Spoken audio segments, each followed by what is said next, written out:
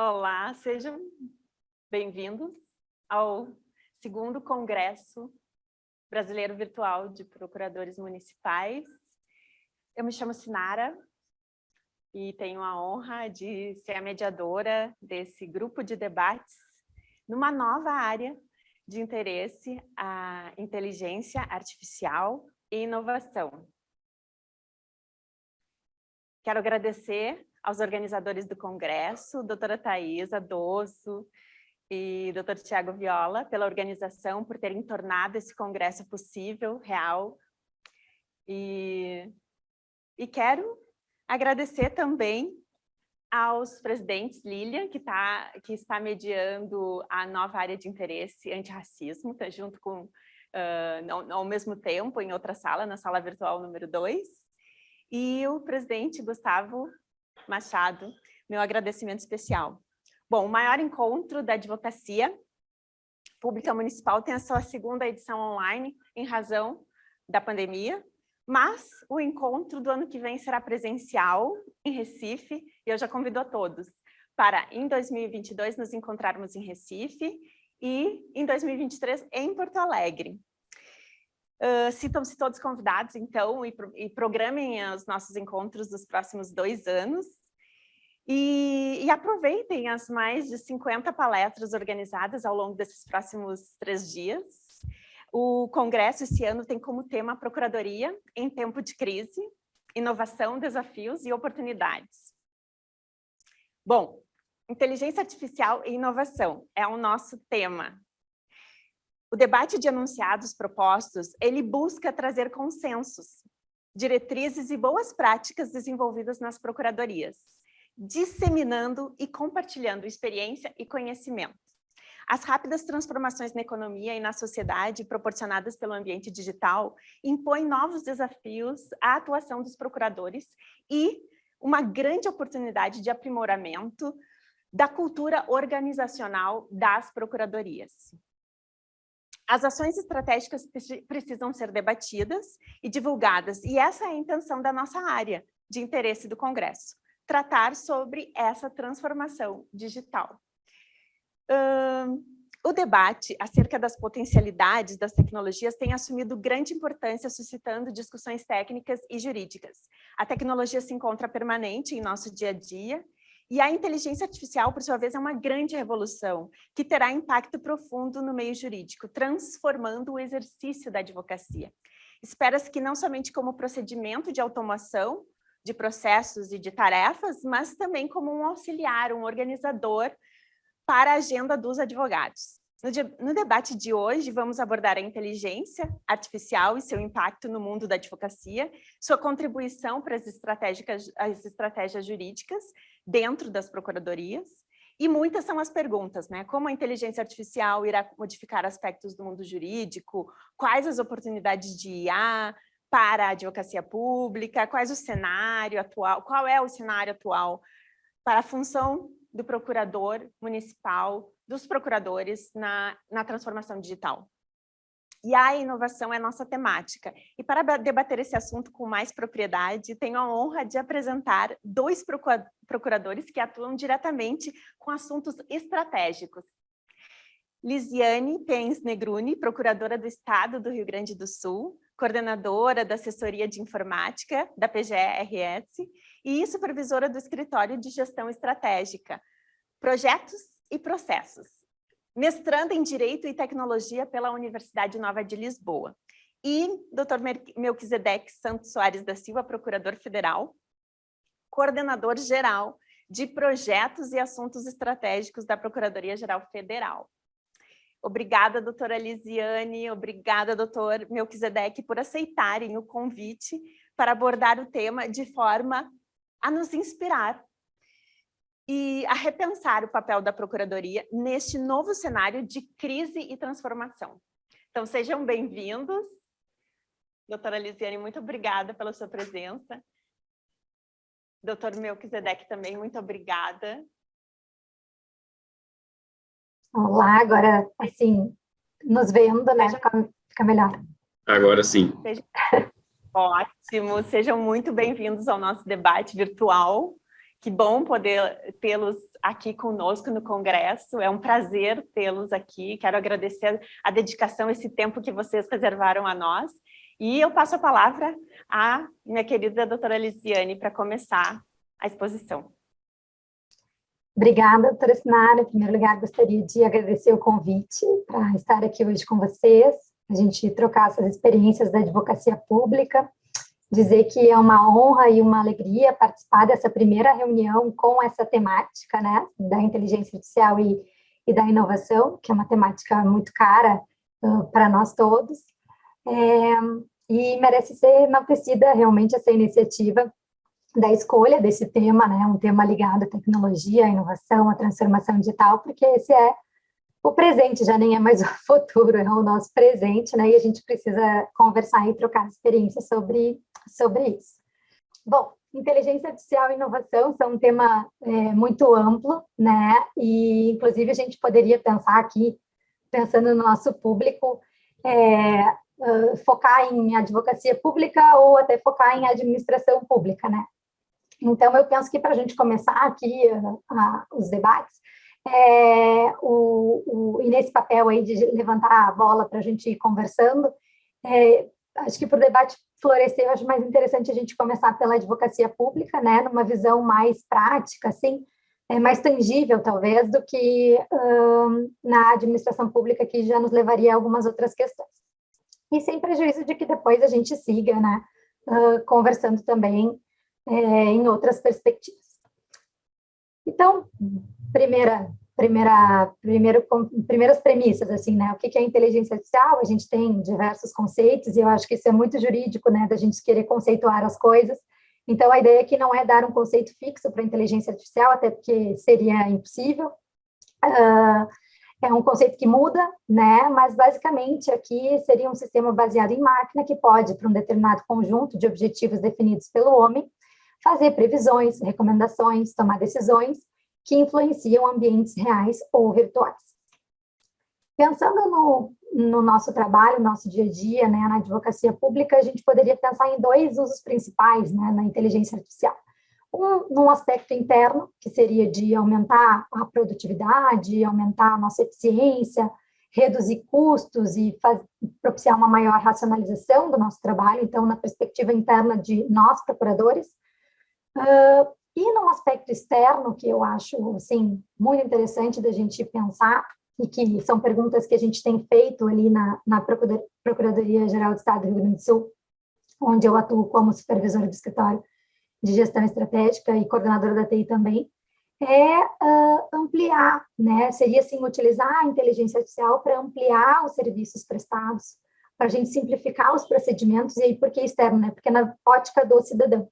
Então, na ideia de a gente ter um serviço público que seja mais ágil, mais transparente, mais cômodo e de maior qualidade para o cidadão. A inteligência artificial, na verdade, assim, para qualquer um dos dois casos, né, o primeiro, tanto para o aspecto interno quanto para o aspecto externo, o primeiro ponto é que eu acho que a gente precisa desmistificar essa ideia de inteligência artificial como uma solução tecnológica pronta e uma mágica que vai resolver todos os nossos problemas, porque é esse justamente o ponto em que se ligam essas palavras, né? Muito bem colocados aqui nessa temática da reunião, que é inteligência artificial e inovação. Embora a inteligência artificial seja uma tecnologia disruptiva, porque ela pode proporcionar o surgimento de serviços novos, né, de produtos inovadores em determinado setor, e rompendo, assim, os padrões, os modelos antes estabelecidos, isso só se faz com o olhar humano da inovação, né, que é olhar para as nossas estruturas, para os nossos processos, para os nossos procedimentos, incrementar a relação entre as pessoas, de maneira a tornar as instituições públicas, então, mais ágeis, em sintonia com as necessidades e com os anseios da nossa sociedade, né? Então, assim, antes de pensar em qualquer mudança tecnológica, eu acho que o grande ponto para nós e o grande desafio é fazer as perguntas certas, né? E saber o que nós queremos com a inovação, saber o que nós queremos com a tecnologia. E Então, acho que é muito importante que nós tenhamos em mente que qualquer processo de transformação digital sempre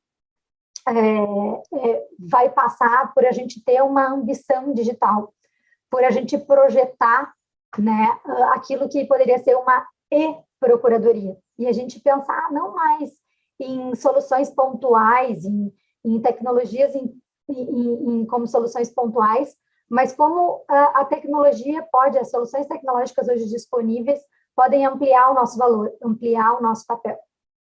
E para isso, é muito importante a gente saber poder se transportar para fazer perguntas, né? Então, assim, para onde nós vamos?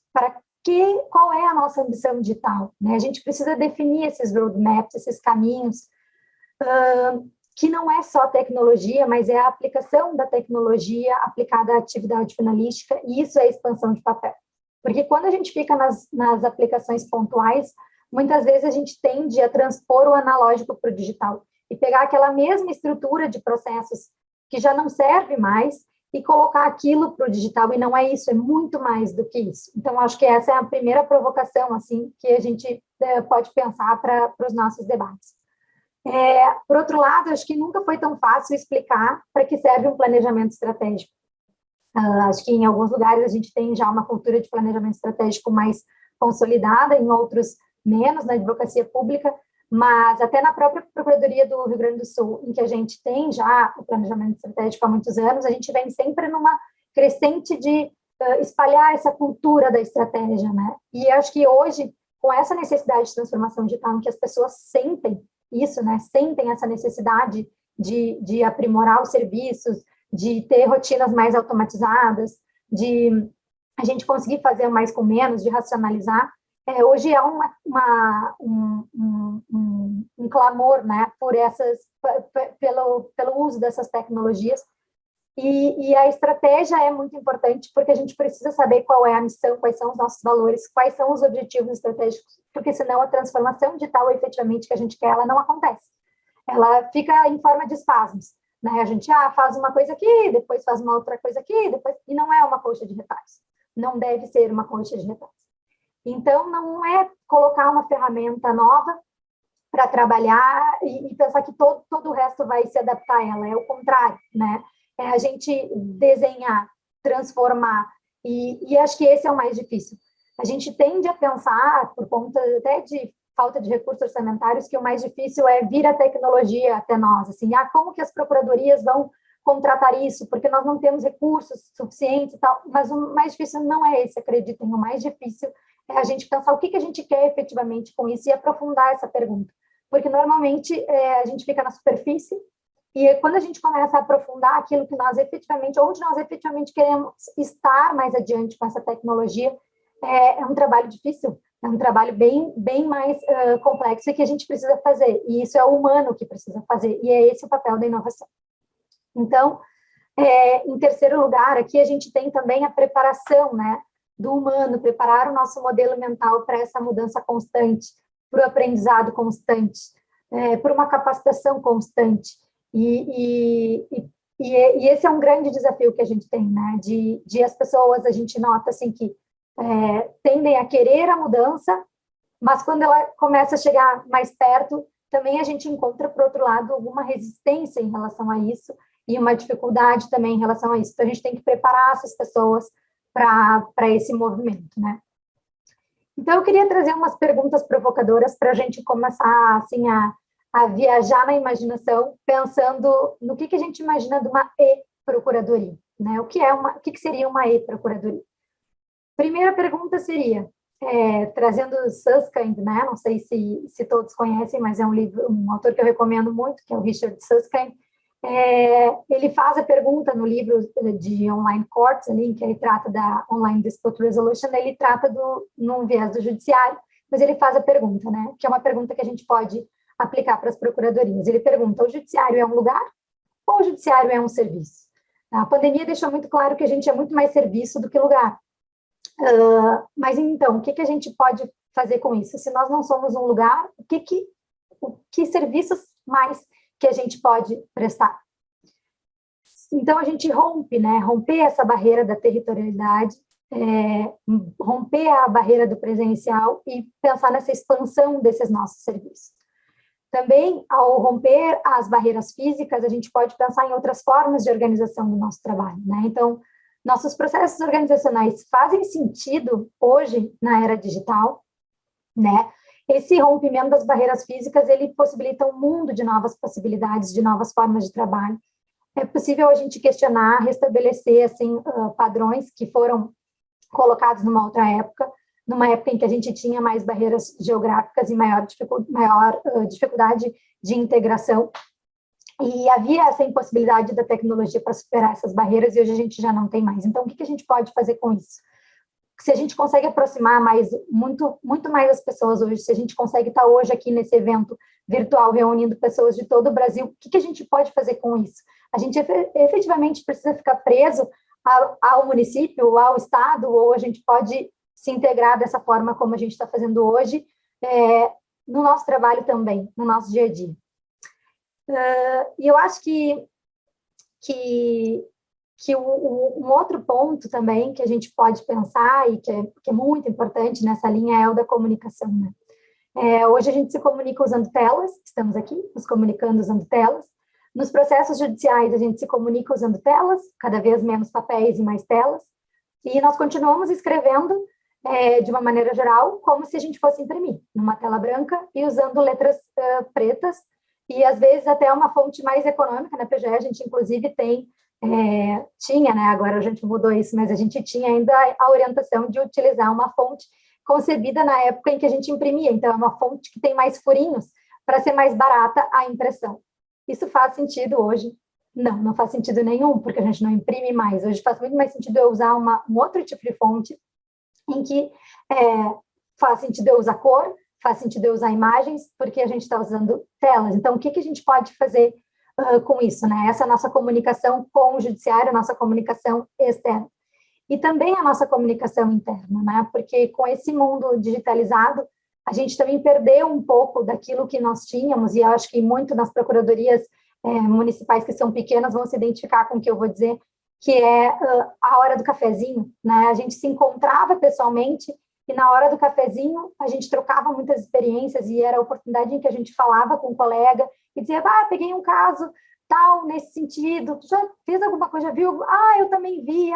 E muito do nosso conhecimento era trocado nessas horas e a gente fazia reuniões informais nesses encontros também e muito se construía ali. Hoje a gente já não tem mais essa oportunidade natural enquanto a gente está na pandemia e ainda que a gente voltasse a trabalhar presencialmente, hoje está muito claro de perceber que não deve ser assim. Claro que a hora do cafezinho é boa e que é muito bom trocar com o colega presencialmente, mas a estrutura da nossa comunicação, a gestão do nosso conhecimento tem que ser feita de uma maneira pensando num ambiente virtual de trabalho, num ambiente digital de trabalho. E muda completamente a lógica de se comunicar. Tanto se comunicar com o colega, como se comunicar em relação ao trabalho que a gente faz, no nosso acesso aos modelos, às nossas petições, aquilo que a gente faz. Então, a gente tem hoje uma necessidade muito maior de integração, uma necessidade muito maior de compartilhamento, para justamente fazer frente às demandas de massa, tudo que já vinha antes, mas também hoje a gente tem essa necessidade dessa comunicação ser de uma outra forma, porque aquilo que a gente também conhecia e contava com aquilo, né, com o presencial, hoje a gente já não pode mais contar tanto assim com ele. Uma provocação também seria o seguinte, na perspectiva do cidadão, existe um termo que é chamado de expectativas cruzadas, e acho que isso a gente tem que pensar muito, que é a gente pensar assim, hoje o cidadão, ele vai para qualquer serviço privado que ele vai fazer uma compra na internet, e ele tem lá a oportunidade de resolver conflitos nas próprias plataformas, né? Ele tem a oportunidade de resolver alguns conflitos ali dentro. Compra pela Amazon, deu um problema, eu consigo facilmente, sem ligar, sem me locomover a qualquer lugar, né? Resolver algum conflito que eu tenho. E esse é um desafio para nós, enquanto advocacia pública, de oportunizar essa expectativa cruzada, essa expectativa que o cidadão tem de ser atendido de forma digital quando ele precisa de um serviço público. E a gente precisa atender isso, a gente precisa estar ligado nisso e começar a fazer, né, ações e pensar em que outros serviços que a gente vai oferecer, quais são essas formas que a gente vai disponibilizar para o nosso cidadão, que vai ter de forma legítima a expectativa cruzada de ser atendido de forma digital, fácil, cômoda, na casa dele. E para falando de inteligência artificial, a gente precisa falar de dados, né? Então, a gente precisa saber quais são os dados que estão à disposição das procuradorias municipais, o que a gente faz com eles, e essa é uma pergunta que muitas vezes não é fácil de responder e que a gente precisa. Então, assim, esses dias eu estava até conversando com um analista da Gartner, que me disse assim, a pergunta que eu mais recebo em relação ao serviço público, dos gestores, são pessoas que perguntam, vêm e dizem assim, eu quero inteligência artificial, qual é o teu desejo? Não, eu quero inteligência artificial para amanhã. E ele diz, tá, mas não, volta, dá uns passos atrás e assim, como é que é teu banco de dados? Como é que vocês gerem informação? Como é que funcionam os seus processos organizacionais? Então, é muito disso, essas perguntas que a gente tem que fazer antes. E sempre, né, qualquer mudança de transformação digital que a gente vai fazer nas nossas procuradorias vai passar, né, vão passar pelos 4 pilares, né, nesse ciclo de pessoas, tecnologia, processos organizacionais e governança. E aí eu trago, assim, como um exemplo, os projetos de inteligência artificial do Judiciário, no intuito de trazer, assim, alguns dados que foram tirados aqui de um relatório feito pela FGV em 2020, que mapeou todas essas iniciativas de inteligência de robôs, né, mas de inteligência artificial utilizados pelo Judiciário, produzidos em desenvolvimento. Já são mais de 64 projetos em mais de 47 tribunais, porque esses dados aqui são de 2020, eles estão consolidando ainda para 2021. As funcionalidades são várias, mas elas são muito ligadas ainda no Judiciário à ideia da eficiência, naquele aspecto mais interno que eu disse no início, então da racionalização, de mais automação, para fazer frente às demandas, há um número muito grande de demandas. Então, sugestões de minuta, agrupamento por similaridade, classificação dos processos por assunto, né, uma triagem automatizada. Em termos de externo, a gente tem o chatbot, então a gente já tem algumas iniciativas de atendimento online do cidadão. E o que chama a atenção, assim, nessa linha é que, e eu acredito muito nisso, assim, especialmente para os órgãos que são estaduais ou municipais, que eu acredito na necessidade da nossa união. E, claro que na esfera federal também, mas a esfera federal naturalmente consegue se unir entre si por ser maior, e a gente também se une à AGU, né? No caso da Procuradoria do Estado do Rio Grande do Sul, a gente está junto com a AGU no projeto do Sistema Único de Procuradorias Públicas. Então, assim, esse modelo do Judiciário, que é um modelo comunitário e colaborativo de desenvolvimento de inteligência artificial, em que há uma autonomia dos tribunais para que eles desenvolvam as suas soluções, mas há uma governança muito clara do CNJ. E talvez grande parte desse sucesso, de já ter todos esses projetos, 60 e tantos projetos de inteligência artificial espalhados por quase todos os tribunais do país, vem muito dessa troca, vem muito dessa governança no sentido de que existe um dever de informar sobre qualquer pesquisa em termos de uso de inteligência artificial e desenvolvimento de inteligência artificial nos tribunais, com o objetivo de otimizar os recursos.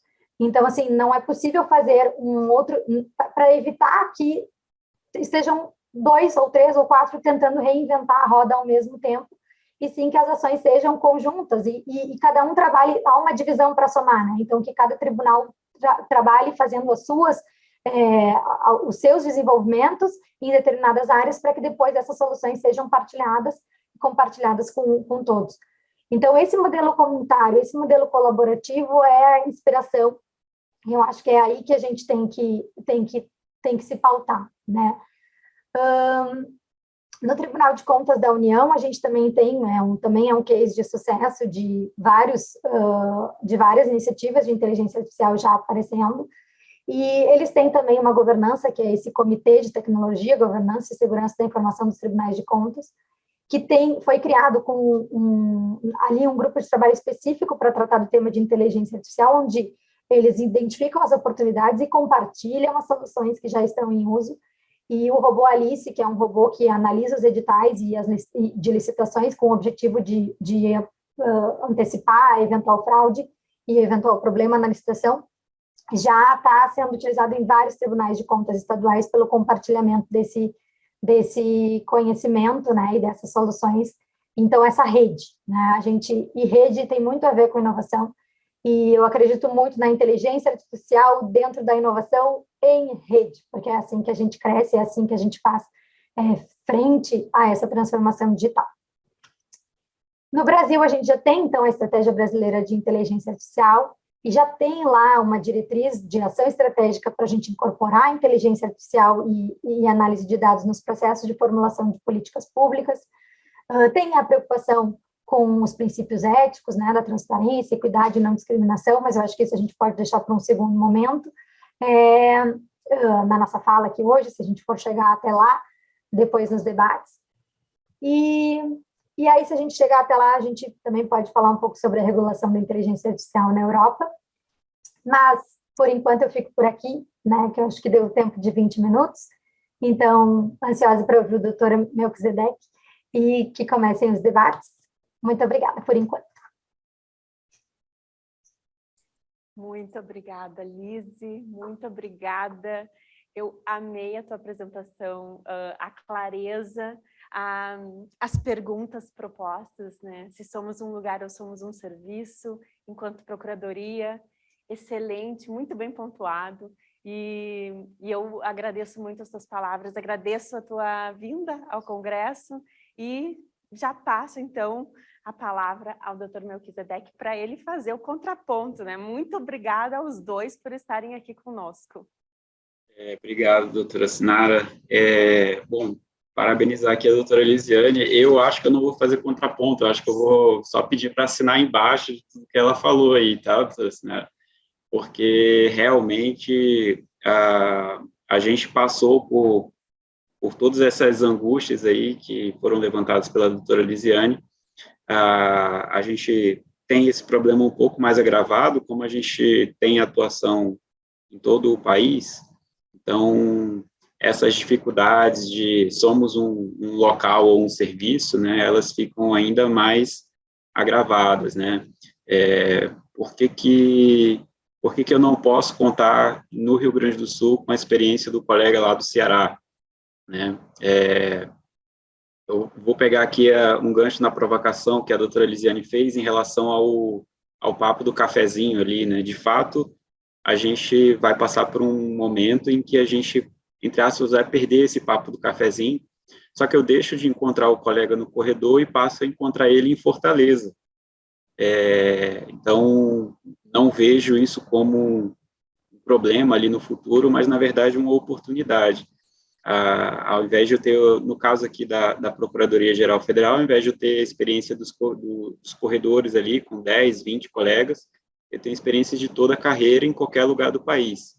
E isso tende a mudar completamente o foco de atuação do órgão, né? Alguns outros pontos, um alerta, na verdade, que eu tenho que dar aqui no início, é justamente fazer essa diferenciação da inteligência artificial para iniciativas inovadoras e automações. Muita gente confunde inteligência artificial com automação de procedimentos, né? E são coisas, não vou dizer completamente distintas, mas estão em graus completamente diferentes, né?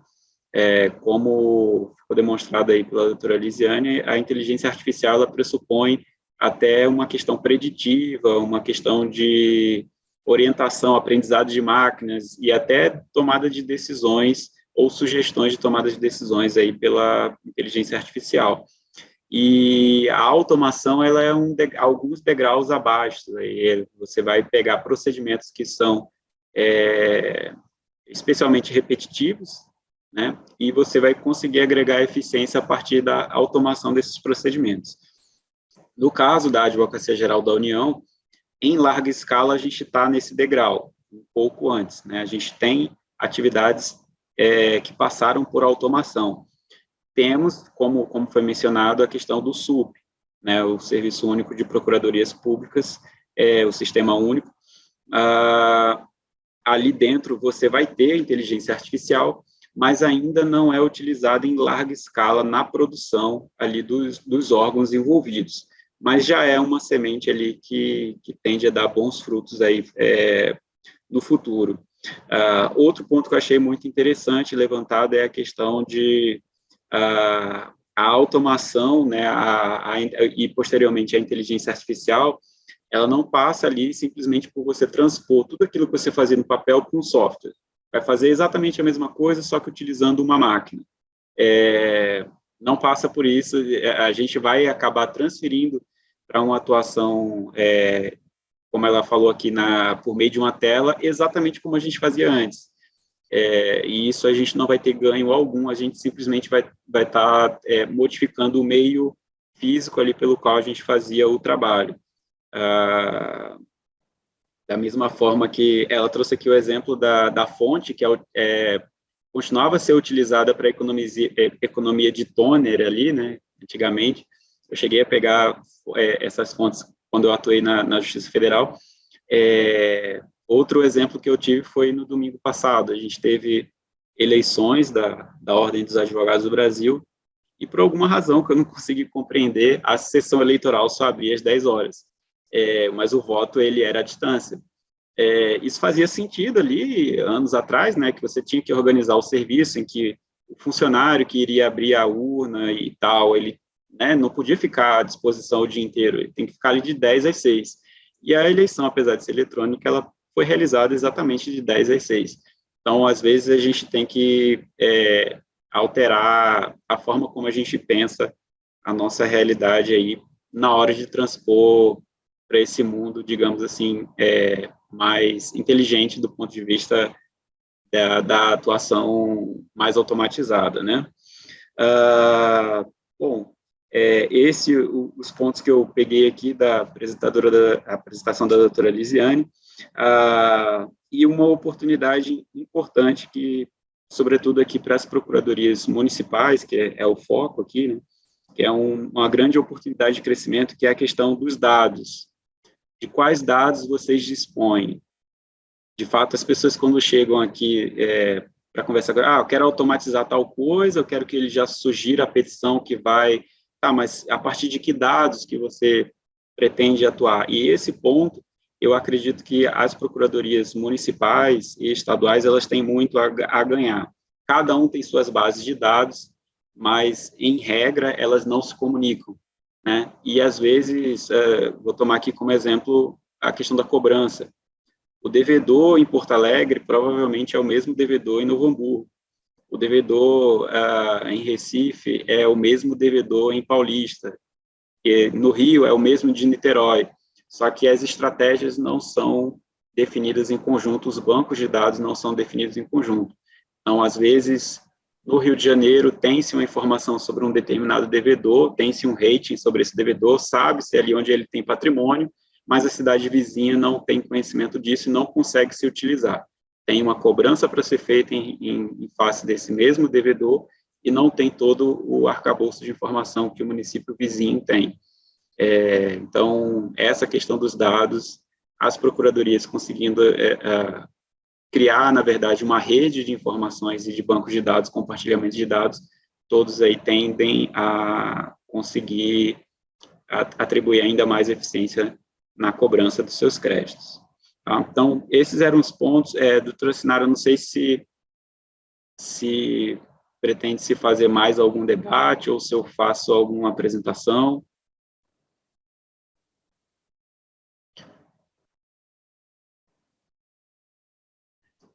Não sei se Oi. Se quiser fazer a apresentação sobre inovação, eu acho muito interessante a sua apresentação sobre inovação. Tá ótimo. Então, a doutora Sinara pediu aqui para eu repassar uma apresentação que a gente fez aqui na Semana de Inovação da Advocacia Geral da União. Ela é mais voltada para essa provocação do que realmente é inovação e do que simplesmente é a transposição da atividade ali ordinária para um outro meio. Tá? Então, vou compartilhar aqui a tela com os senhores. Bom, pessoal, o primeiro ponto é justamente esse, né? É essa provocação do que vem a ser inovação. E aí a gente tem, a depender dos autores que você se deparar, você vai ver diversos tipos de descrição. Inovação é fazer algo novo ou já conhecido, mas de uma maneira diferente. É uma exploração com sucesso de novas ideias.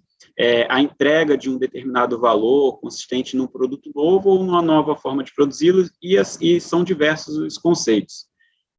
No Brasil, a gente tem, inclusive, norma definindo o que é inovação, né, que é a Lei 10.973, mas vocês vão perceber que todos esses conceitos, eles estão intimamente ligados com essas ideias de criatividade, novidade, necessidade.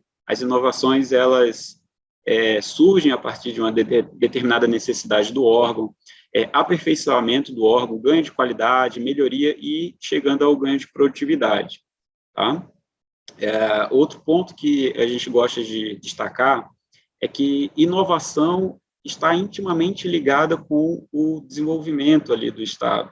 Se vocês forem pegar a relação dos países mais inovadores do mundo, divulgado pela Organização Mundial de Propriedade Intelectual, ela vai estar muito interligada com o IDH desses países. Tá? Então, vocês vão ver que a relação ela praticamente se repete, alterando pouquíssimo ali a ordem dos países. Nesse contexto, o Brasil está como o 57º país mais inovador do mundo, e o seu IDH está ali por volta de 84º. Então, vocês vão ver que a inovação leva necessariamente ao desenvolvimento. Tá? Do ponto de vista privado, as empresas elas estão atentas a essa questão há muito tempo já. A gente tem aqui no Brasil o Luiza Labs, da Magazine Luiza, o Think Labs, da IBM, o Google X, do Google, e o Lab 126, da Amazon. E todas essas empresas, vocês vão ver pelo histórico, que todo esse investimento em inovação, ele se reproduz, ele se manifesta ali na valorização da sua marca, na valorização da empresa. E é isso que a gente deve buscar importar para o serviço público, né? Então, mas quando a gente fala em inovação do serviço público, essa é a imagem que vem à nossa cabeça, e logo surgem ali os limitadores da inovação no serviço público, né? Todos falam em ausência de orçamento, ausência de pessoal e até na indisponibilidade do interesse público. A gente tem o costume aqui de levar para as pessoas determinados problemas. Olha, eu tenho um determinado problema X na procuradoria. Como que eu resolvo isso? E a pessoa começa a descrever, tá, agora como que eu resolvo isso sem orçamento e sem pessoal? Porque achar a solução simplesmente injetando dinheiro e mais força de trabalho não chega a ser complexo. O complexo é você tentar encontrar a solução disso sem orçamento, sem acrescentar orçamento, sem acrescentar pessoal. E isso naturalmente passa pela questão da inovação. Tá? Inovação, então, não pressupõe necessariamente o acréscimo de recurso financeiro e de pessoal. Então, a gente tem que estar sempre se policiando para não imaginar que, para haver inovação no serviço público, para haver inovação na minha procuradoria, necessariamente eu tenho que comprar um software novo, eu tenho que desenvolver uma ferramenta de tecnologia nova, que precise de recursos financeiros pesados. Então, não passa por isso. Eu trago aqui sempre a experiência de um colega que eu tenho, que ele é um dos diretores do Google. E ele mesmo já confidenciou que até mesmo para o Google, às vezes a equipe tem que ser alertada de que não necessariamente precisa de recurso, porque até lá se entende que os recursos são escassos para desenvolvimento de alguns tipos de ferramentas. tá? E no serviço público, a gente já tem algumas iniciativas de laboratórios de inovação que são propostas bem interessantes, como no caso da ANAC, você tem o Inova ANAC, é um escritório de inovação daquela agência reguladora, e na Caixa Econômica Federal você tem o Caixa Lab, tá?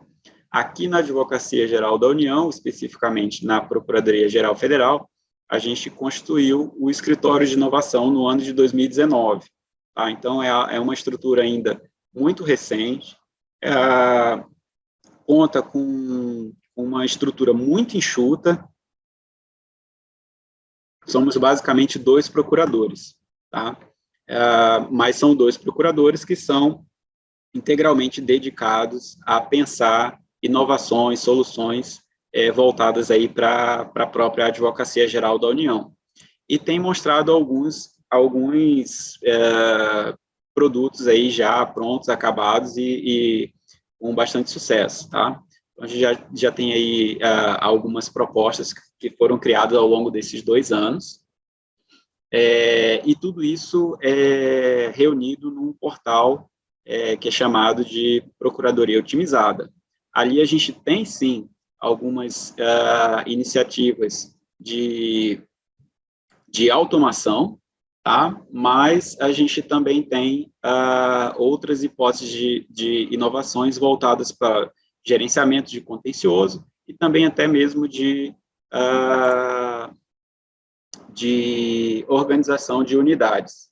Bom, 2 projetos que a gente desenvolveu recentemente e que tiveram resultados surpreendentes foram justamente o PGF ao vivo, que nasceu ali justamente com a pandemia e com a dificuldade que a gente teve de manter o contato com as procuradorias, a definição de estratégias processuais e recursais no país inteiro, se todos nós estávamos submetidos aí a um isolamento, né? Aquele papo do cafezinho entra aqui, justamente. A gente não conseguia acesso entre os colegas, então criou-se ali um evento de frequência semanal, em que entrávamos em contato com todas as procuradorias do país para definição de estratégias, resoluções de problemas mais urgentes, etc.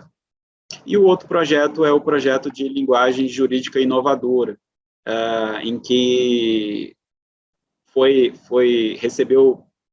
bem recebido pela comunidade jurídica, inclusive tendo sido submetido aí às finais do Prêmio Inovário, 18º Prêmio Inovário. Não conseguimos ganhar o prêmio, mas chegamos até a final, e finalmente esse projeto ganhou o prêmio ali, o 5º Prêmio AJUF de Boas Práticas de Gestão, tá?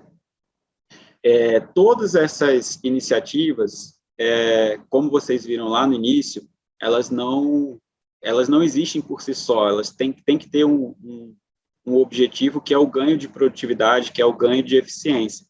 E a gente vê que isso vem se reproduzindo no sucesso do órgão, tá?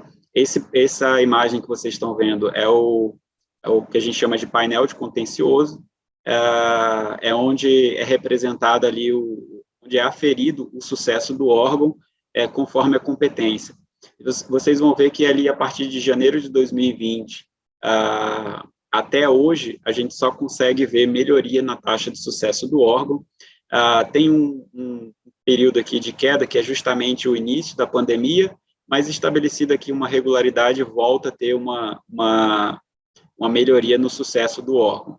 E isso se deve, em grande parte, à implementação de inovação aí na atuação da Procuradoria Geral Federal. Quais que seriam aí os próximos passos que a gente pretende dar nesse âmbito de inovação? A gente traz aqui uma manifestação da Suprema Corte do Canadá, que lá no ano de 2002 já atentava para a necessidade de entrega de uma justa recompensa ao criador, né? A gente tem esse probleminha no serviço público, que devido à nossa arquitetura, às vezes um determinado órgão ele não cria um ambiente propício a se ter inovação, né? O colega que para ali sua atividade ordinária de elaborar uma contestação, um recurso, para tentar pensar numa ferramenta inovadora, num processo de trabalho inovador, não necessariamente ele recebe alguma recompensa, né? Não vai ter alteração no subsídio dele, enfim, ele não vai ganhar nenhum adicional, um pouco restrita ali a possibilidade de atribuição de uma justa recompensa para essa pessoa que desenvolveu uma ferramenta inovadora. Então, um próximo passo é a gente pensar como fazer isso aqui dentro da Advocacia Geral da União, tá? Alguns laboratórios estão sendo feitos nesse sentido. E outra ferramenta que a gente pretende implementar é a questão do nudge. O nudge, em tradução livre, aí seria uma espécie de empurrão, um empurrãozinho. É uma expressão utilizada ali pelo Richard Thaler para indicar pequenas arquiteturas de escolha e ações que você leva uma determinada pessoa a adotar um procedimento que é desejável, que no caso ali seria desejável pelo órgão, tá? Então, essas imagens aí são alguns exemplos de nudge. Vocês vão ver, nesse caso aqui, esse aqui é o exemplo típico do nudge. Isso aqui foi realizado no aeroporto em Amsterdã, em que se tinha muito problema no banheiro de utilização pública ali no aeroporto, que você tinha muita sujeira aqui nos mictórios, né, muita urina, no caso aqui, e o que levava à necessidade de manutenção constante. Então, simplesmente fizeram um nudge, que era o quê? Desenharam uma mosquinha ali no fundo do mictório, e isso levou a uma redução, esse aspecto simples aqui levou a uma redução de 80% do consumo de material de limpeza. Outro nudge é um nudge negativo, que é a questão da utilização de papéis toalha, em que se fez a associação do uso do papel ao desmatamento. Então, a pessoa tende a utilizar de modo mais responsável. A marcação nas escadas rolantes, em que à direita fica as pessoas que são paradas e à esquerda o trânsito livre. Enfim, e o desenho aqui ao redor da escada rolante de uma pista de atletismo para tentar incentivar a pessoa a utilizar as escadas e não as escadas rolantes, etc. O próximo passo que a gente pretende para inovar aqui na Advocacia Geral da União e tentar melhorar a eficiência é a utilização de nudges ali na nossa atuação ordinária.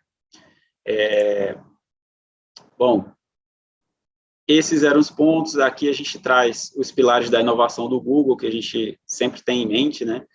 Procurar a inovação contínua, mas não a perfeição instantânea. Não adianta chegar num setor de TI, se sua procuradoria tem, e pedir ali uma ferramenta de inteligência artificial do dia para a noite, que a gente não vai conseguir fazer isso.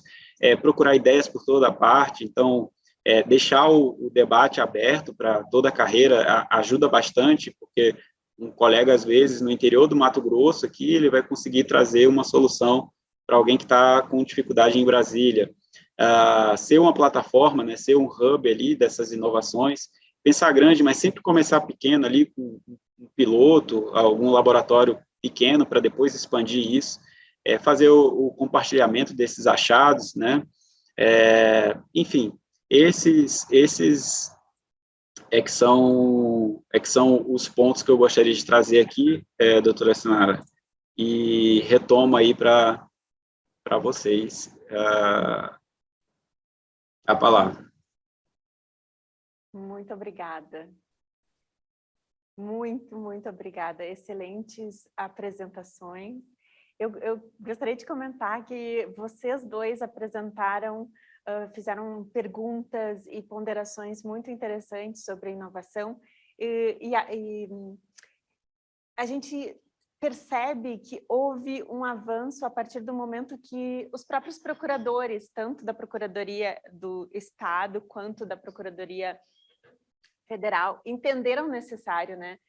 Eu queria que vocês comentassem um pouquinho disso e talvez contar um pouquinho da experiência. Veio da onde, como começou o projeto de inovação. Eu sei que a doutora Elisiane, ela organizou um concurso de inovação. Eu não sei como foi na Procuradoria Federal, mas também gostaria de saber, não sei se vocês podem falar um pouquinho sobre isso.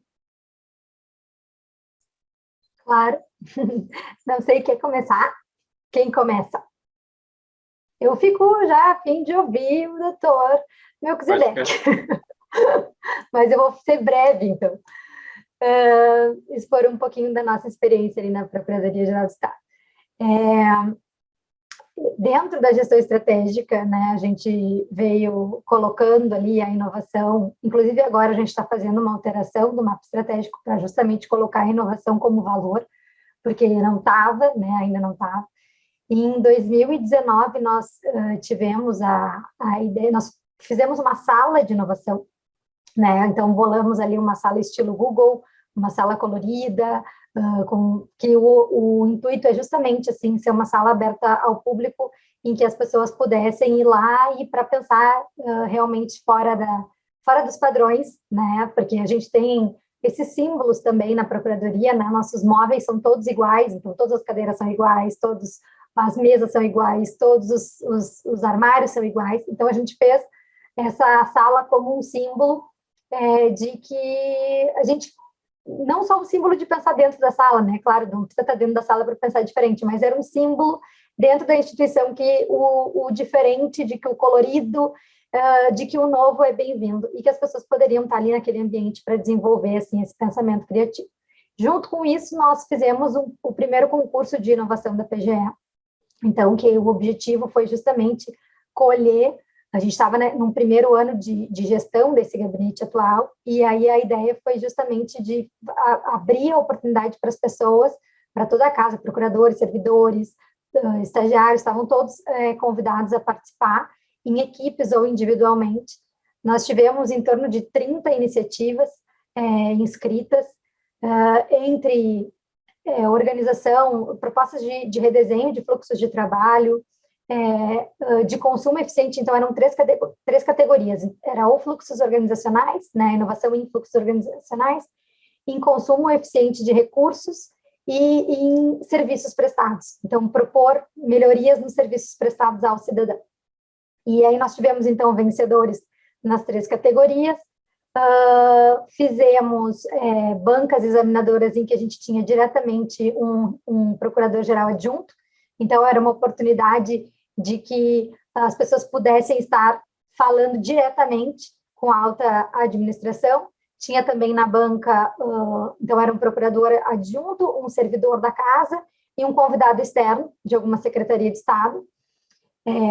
Então foi realmente uma experiência muito interessante, a gente conseguiu ouvir muitas pessoas naquilo que o doutor Melquisedeque disse há pouco, às vezes alguém lá do Maranhão, alguém de outro lugar, no nosso caso também era alguém do interior, né, pudesse vir falar e tivesse uma ideia brilhante, então ele teve a oportunidade de ser ouvido ali naquele momento, e tá sempre tem a oportunidade de ser ouvido, mas era um símbolo de ser ouvido ali cara a cara, né.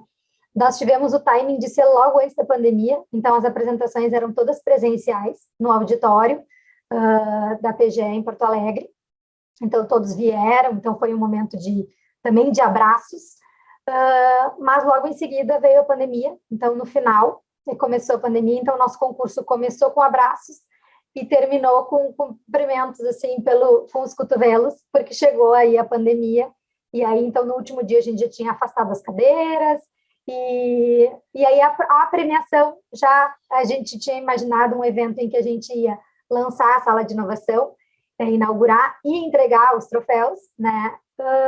Mas aí foi online, a gente teve que inovar e fazer a primeira live. Então, a primeira live da Procuradoria foi de divulgação do resultado do concurso, e aí a gente lançou a sala online, né, nessa live. Então, foi uma experiência maravilhosa, muito enriquecedora, em que a gente conseguiu se aproximar, né, assim, que a administração conseguiu se aproximar das pessoas, trazer essas ideias inovadoras. Muitas delas se transformaram em projetos, muitas delas, inclusive, já foram implementadas. Pouquíssimas eram de tecnologia, pouquíssimas tinham a ver, assim, não precisa de uma tecnologia. Não, eram tudo, assim, questões que até eram colegas, às vezes, trazendo iniciativas que, na verdade, já estavam implantadas nas suas unidades, nas suas equipes, e trazendo aquilo, e a gente conseguiu expandir, então, boas ideias, né, cultivadas ali numa equipe para a Procuradoria como um todo, e agora a gente vem trabalhando numa ideia de política de inovação. A gente ainda não tem um laboratório, então eu fiquei bem interessada para entender o funcionamento do escritório aí de inovação dentro da Procuradoria Federal, da AGU, né? Então, porque a gente vem pensando nessa ideia justamente para ter um ambiente porque o concurso ele é temporário, né? Aquilo começa e termina, e a gente precisa de um ambiente que estimule a inovação com constância, com permanência, para que as pessoas possam sempre procurar. E hoje, como que funciona dentro da PGN isso na prática? Elas vêm ao escritório de gestão estratégica, então elas vêm até nós, ao escritório que está ali, e trazem também as suas ideias, a gente transforma em projetos, leva ao gabinete, e assim a gente vem fazendo, mas a gente queria um ambiente mais fluido, assim, né? E um ambiente em que a gente pudesse fazer mais testagens, assim, numa ideia de laboratório. Então, também queria ouvir a experiência aí do Dr. Melquisedeque. Maravilha. Bom, a inovação aqui na Procuradoria-Geral Federal, ela está intimamente ligada ali com um daqueles pilares ali que eu tratei ali no início, que é a questão da necessidade. A gente passa por um período ali de 2014 a 2016, principalmente com diversas alterações normativas previdenciárias, o que isso impactou naturalmente ali no número de processos.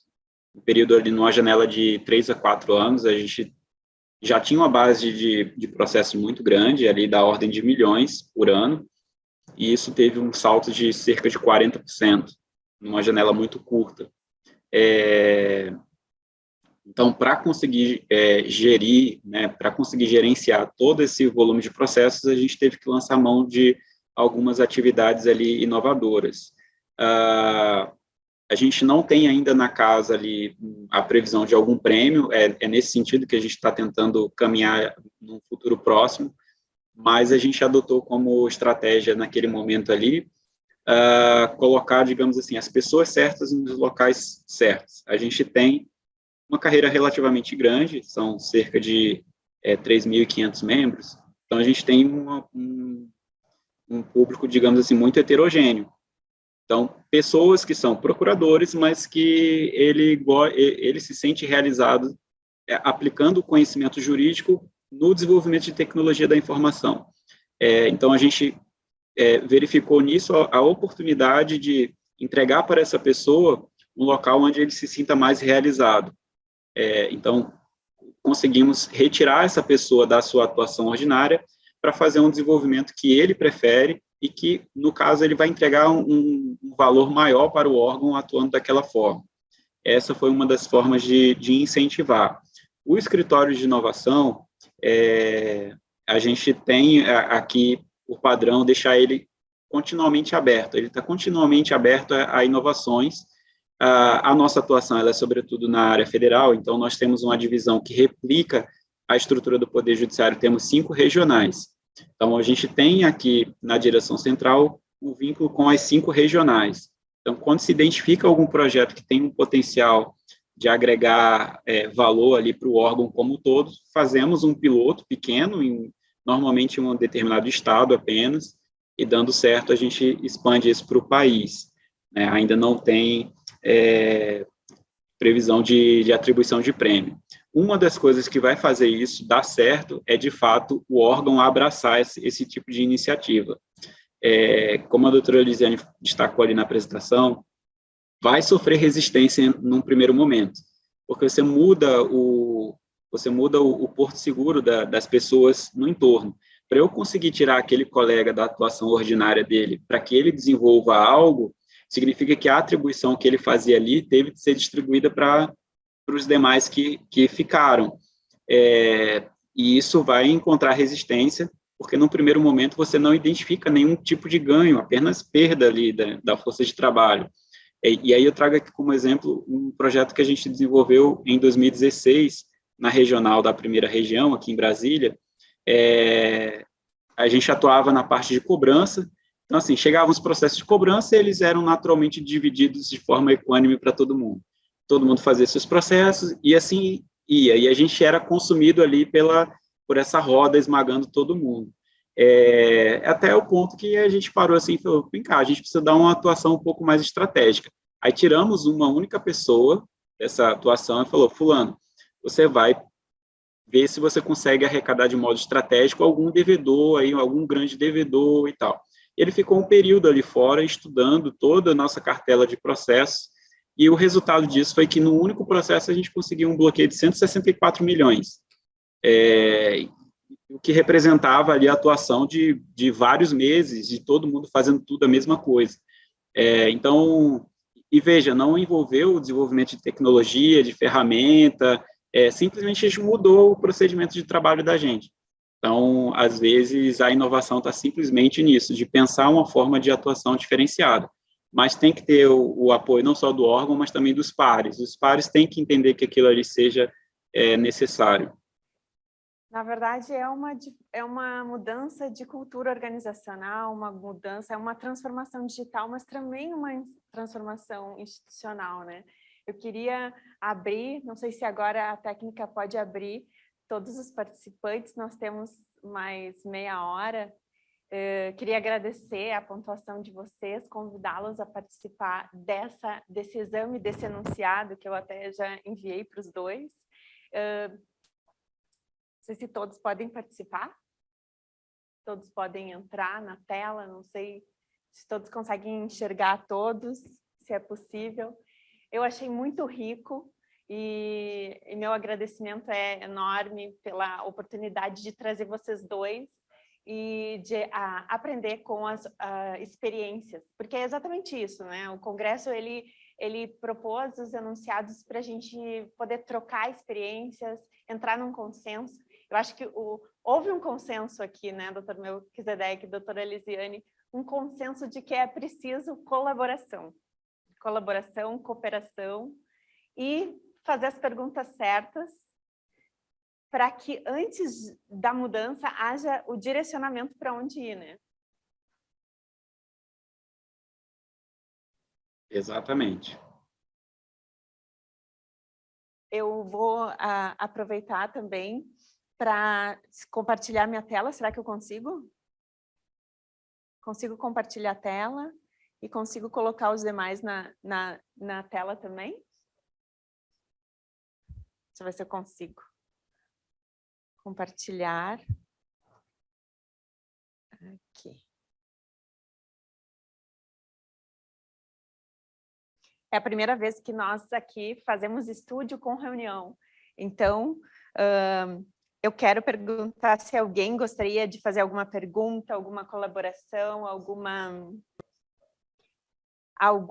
eu vi que já teve, não sei se vocês conseguem ler, eu vi que já teve manifestações, elogios, muito bons expositores, parabéns, Luiz Ordaz Lorido, Wanda Batista disse excelente, Tainá Machado também, excelente mesmo. Márcia, concordo, doutor Luiz. Muito bom, Gabriel. No poder público, o procurador realizar atividades relativas a atribuições de inovação e tecnologia não esbarraria no engessamento das competências ou desvio de função? O que vocês acham?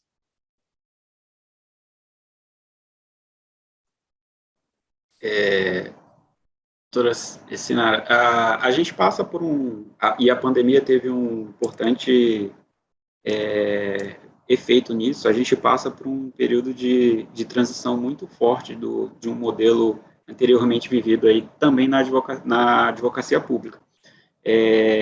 Alguns conceitos que antes faziam sentido, eles estão perdendo sentido cada vez mais rápido, e até mais forte do que isso, eu trago aqui exemplo a questão no nosso caso, que é muito forte, a questão da lotação de um determinado procurador em razão da sua antiguidade, né? Naturalmente, por termos atuação nacional, algumas cidades, um determinado colega, ele só consegue chegar naquela cidade a partir de uma determinada antiguidade na carreira. Só que isso vai se desmoronando, vai perdendo sentido, a partir do momento em que, em Porto Velho, eu consigo fazer processos do Amapá.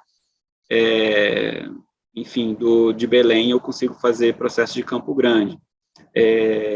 Então, assim, de fato, a gente vai ter que fazer uma leitura dessas atuações inovadoras, dessa forma de trabalho inovadora, com a realidade que a gente começa a vivenciar nos últimos 2, 3 anos.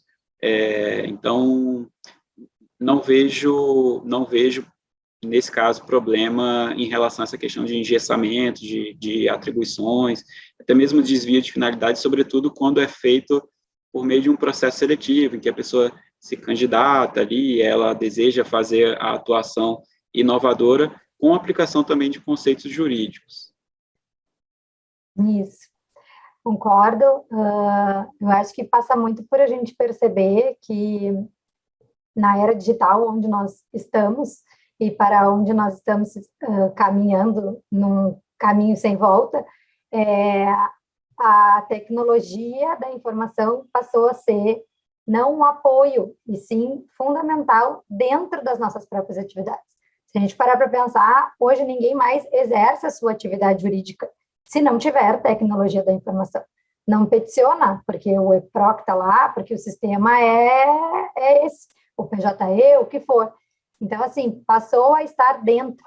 Então, ter um procurador atuando nisso, passou o limite entre o que é apoio e atividade fim, em termos de tecnologia da informação, esse limite que antes, no tempo da máquina de escrever, ok, a gente via isso tudo muito separado, hoje isso está cada vez mais junto, está cada vez mais colado. A maneira como a gente se comunica e expressa o nosso trabalho jurídico, se é escrevendo, se é pensando em uma forma, usando neurociência, se é usando design, isso já se cola de uma forma em que é o resultado do nosso próprio trabalho jurídico. Então, hoje, a gente tem que... então, assim, não consigo ver um desvio de função, muito pelo contrário. Acho que na era digital tem que fazer parte da função do procurador olhar para os seus processos organizacionais, no mínimo, olhar para... Não estou falando nem em tecnologia, não estou dizendo que... Ainda não estou dizendo que o procurador precisa programar. E não é isso, nem precisa ser isso. É bem longe. Ele precisa estar olhando para esse futuro, precisa estar repensando seu papel, precisa estar repensando o papel da procuradoria, e é isso que é inovação. Então, assim, não vejo um desvio de função, muito pelo contrário, vejo uma ampliação do seu próprio papel. Eu também. Eu também concordo, doutora Lisiane. Eu entendo que é uma ampliação do papel do procurador. E daí, nesse sentido, eu só vou pedir, com licença, para ler uns comentários da Patrícia. Boa tarde a todos, parabéns pelas apresentações. Sinto-me acalentada, pois aqui na PGM, onde atuo, Curitiba, a inovação e o uso da IA é necessidade, mas cumprir padrões é muito difícil. Pergunto qual a estratégia para que todos entendam que a inovação é investimento e não despesa de tempo e dinheiro.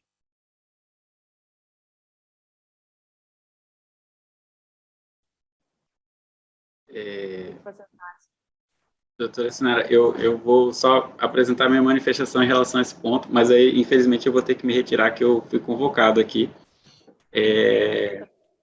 Mas... Certo. A questão da inovação, como eu falei naquele exemplo lá, ela sempre vai encontrar uma resistência inicial, porque se você não conseguir comprovar para o grupo que aquele investimento inicial ele vai trazer um resultado ali no futuro que será mais rentável. Tá?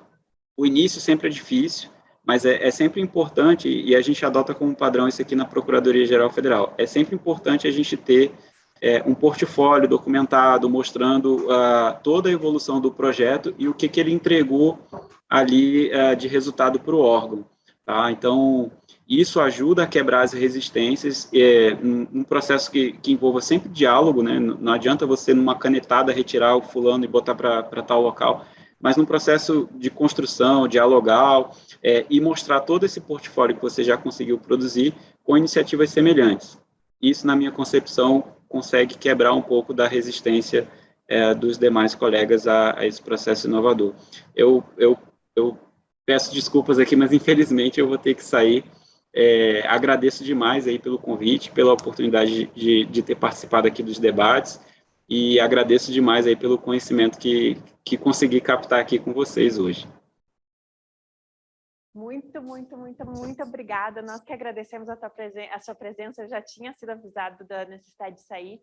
Um grande abraço e um ótimo trabalho. Muito obrigada. Muito obrigada. Tchau, tchau. Tchau, pessoal. Um bom evento. Obrigada.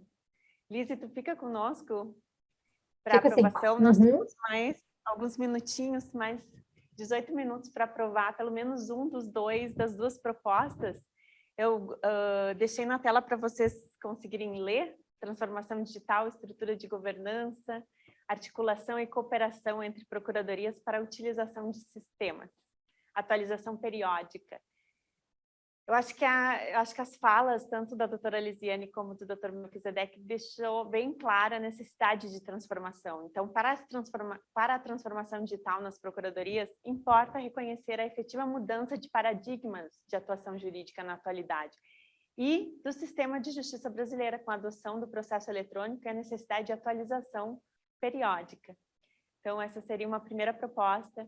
Para aprimoramento do controle dos processos de trabalho, priorizar as soluções simples a partir da compreensão dos problemas, entendendo as necessidades e desafios a superar em cada setor antes da aquisição de tecnologia, se for o caso. Fomentar o compartilhamento de sistemas e metodologias entre procuradorias, com vistas à simplificação e mudança de cultura do analógico para o digital, com vistas a incentivar a própria administração municipal digital. Estamos falando de um enunciado para procuradores municipais. Para dar maior eficiência, eficácia e efetividade à gestão pública, fortalecer a atuação coordenada de ações de controle e contribuir para a melhoria da administração pública por meio da chancela, a transferência de tecnologias, conhecimentos e do acesso aos sistemas e compartilhamento de informações. Acho que é o nosso grande desafio, é conseguir compartilhar informações, né? Eu deixo aberto assim para alguém, para manifestações. Não sei se dá para abrir a tela? É possível abrir a tela de vocês, se alguém quiser falar, se alguém quiser pontuar. Nós temos ainda 15 minutinhos. E eu agradeço a presença de todos, chegamos a 70 participantes, muito obrigada. Eles não conseguem. Só pelo chat, desculpa, então. Vocês podem contribuir pelo chat, colocando sugestões ou concordando. Vamos inovar na forma de aprovação dos enunciados. Sempre a gente consegue fazer debate, cada um pontuar, né? E até fazer sugestões de melhoria da redação. Mas eu fiz uma pontuação assim bem importante, que nós estamos aprendendo, né? Estamos aprendendo a lidar com todas as ferramentas tecnológicas, e a pergunta é sim ou não? Concordam com o enunciado? Discordam? Já tem um de acordo ali no chat. De acordo, Bárbara. O item 2 é bem interessante: a elaboração de soluções de inovação não prescinde do exercício da empatia, com o levantamento das necessidades dos usuários. De acordo, Gabriel, Yasmin. Muito obrigada pela presença de vocês. Eu quero agradecer a presença de todos, em especial da nossa convidada palestrante, que trouxe tanta informação. Doutora Lisiane, muito obrigada por essa disponibilidade de nos dar esse empurrão, né? Porque eu acho que o que a gente precisa é ajudar o outro, colaborar com o outro, expor as suas experiências, né? Expor a experiência e integrar, né, as ações. o enunciado é mais ou menos nesse sentido, né? De tentar integrar soluções simples, práticas já utilizadas, né? Adaptar. Vivemos num momento de adaptação, né? Todo mundo de acordo? Eu que agradeço, Sinara, o convite. Acho que a gente sempre aprende, né, nessas oportunidades, assim.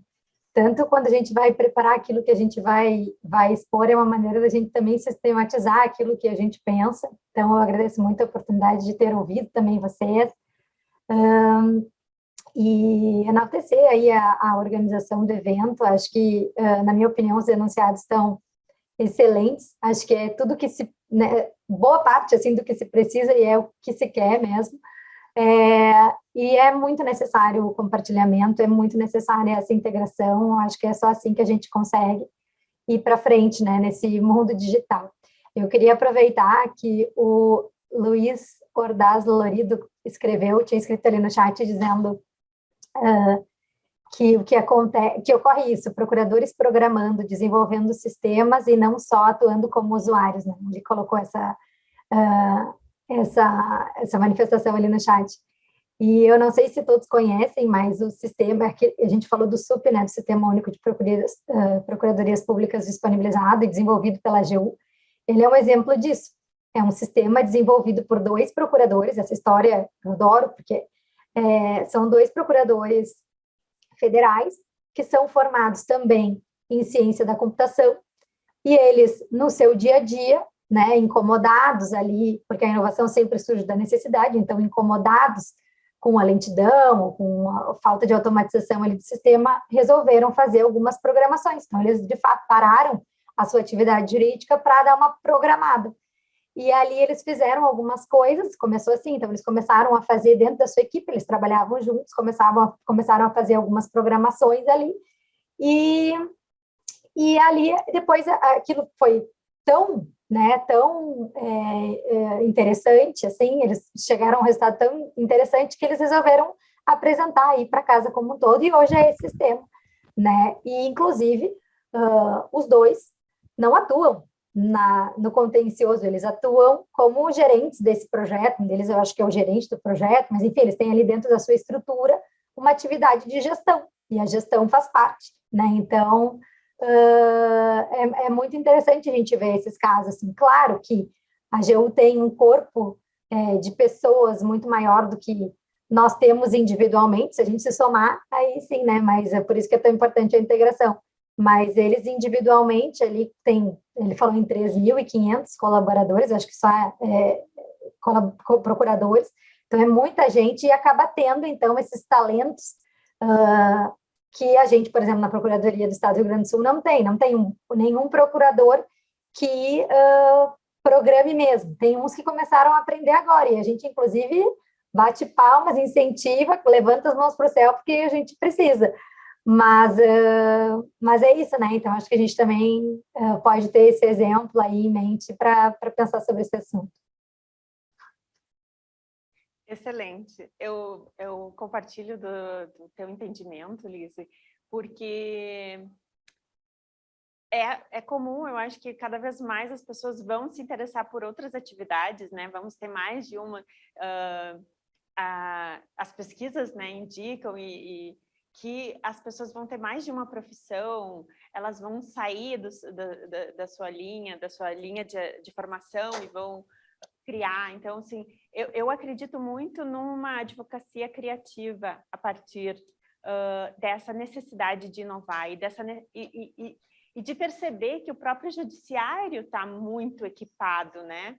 Ele já está usando inteligência artificial, né? O Tribunal de Contas também. Então, nós vamos ter que acompanhar os passos, nós não vamos conseguir ficar para trás, né? Então, é isso, é uma necessidade, é uma questão de necessidade. É uma necessidade, exatamente. Eu tenho uma segunda proposta aqui, que é mais voltada à solução tecnológica, controle, monitoramento e implantação de sistemas automatizados, tratamento de dados, resultados e indicadores.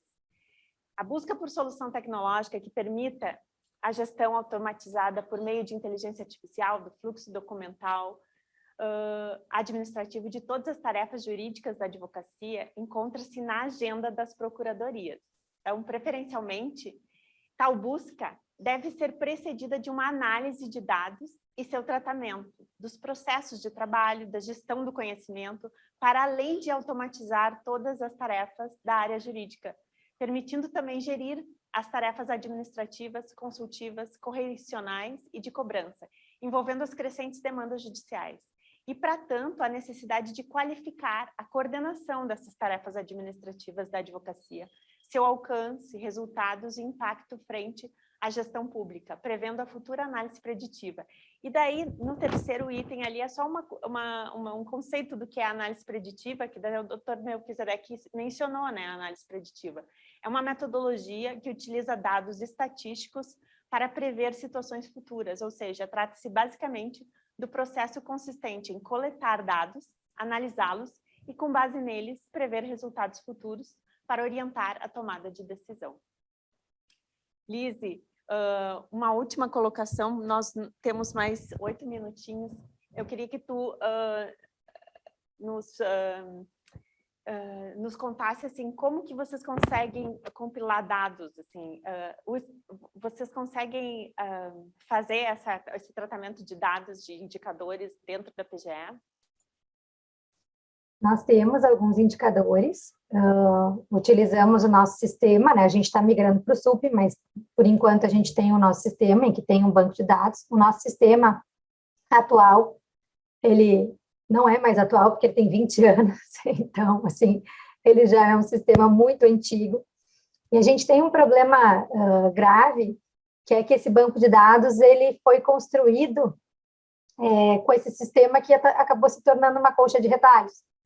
Então, assim, o que eu vejo que é muito importante é entender a cultura do dado, né?